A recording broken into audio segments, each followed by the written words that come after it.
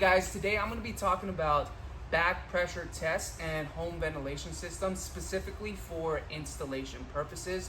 What we're going to be doing is we're testing this at the time of installs, so we're able to make sure that the customer knows the state of their ventilation system, also to help reduce any warranty calls. Now, first and foremost, let's talk about a ventilation system. The purpose of a ventilation system when it comes to a dryer is to vent out any lint, heat, moisture, and air that's being generated, or moisture that's being pulled out, and the lint that's being pulled out of the dryer out of the home. That heat, that moisture that needs to go somewhere, and we don't want it to go into the house. Now, one thing that you will see is you'll actually have ducting. That's your ventilation system that goes all the way through the home, either up to the roof or to the side. Just kind of really depends on the setup. That's essentially where that air is traveling through.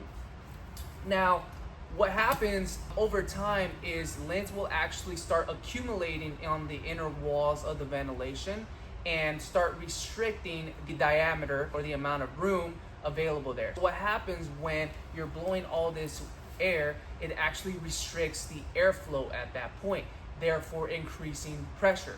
We refer to it as back pressure. That's how we read it. We are essentially looking to read a lower pressure with an efficient ventilation system. So if we read a higher pressure, that means that there is an inefficient ventilation system, likely due to lint. Maybe it could be damaged, a kink, the ventilation hood at the top or outside could be stuck, there could be a critter there, it just kind of depends. 9 times out of 10, you're definitely looking at lint that's accumulated over time and needs to be serviced. Now, that is not something that we cover as far as our warranties go, because that's going to be a system that's built inside a home. What happens is with an inefficient ventilation system, the dryer will actually run really hot. Now, there's thermostats that are built into the dryer. They will shut off the heating element for the customer to have to use the dryer at least 2 to 3 cycles for that clothes to efficiently dry. That's one of the big complaints that you'll hear, is that it takes too long to dry. 9 times out of 10, or 100% of the time, it tends to be the ventilation system. Sometimes, very rarely, the unit was moved and the hose got kinked back there. That will essentially create an increase in back pressure. Now, the other failure that you'll hear as well is that it won't heat at all, or it won't start. Now, because what happens is there are actually some fuses, they're built into the dryer as a safety mechanism to prevent any overheating situations. These fuses will actually go open and open the circuit to either the motor or the heating element, and therefore not produce any heat or not start at all. Now, what happens with a ventilation system that's just neglected and is inefficient, it'll cause dryer problems. One thing that we always do as technicians is we always test the ventilation system when we identify one of those fuses has blown, to make sure that the fact that the fuse blew is not caused to the ventilation system, because if we neglect to check for that, we will be back to replace those fuses again, and then again and again and again. I say this because it's happened to me. Not knowing the effects of a poor ventilation system, I've had to go out numerous times to the same job. It's costed me tons of money and time and energy and headaches.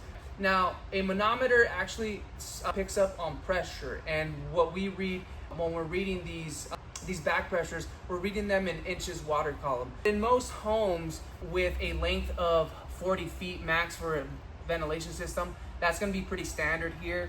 You're going to have a maximum of 0.4 inches water column that you want to see. Now, if you read anything that's above 0.4, then that ventilation system needs to be addressed. Now, over here we have 0.3 inches water column. It's going to be good. Let's show you what happens, the effects of a restricted ventilation system. What I'm going to do is I'm actually going to stuff this 0.7. So right now I feel no airflow.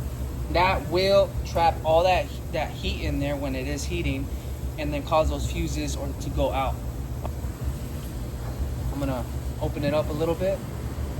See how that does better.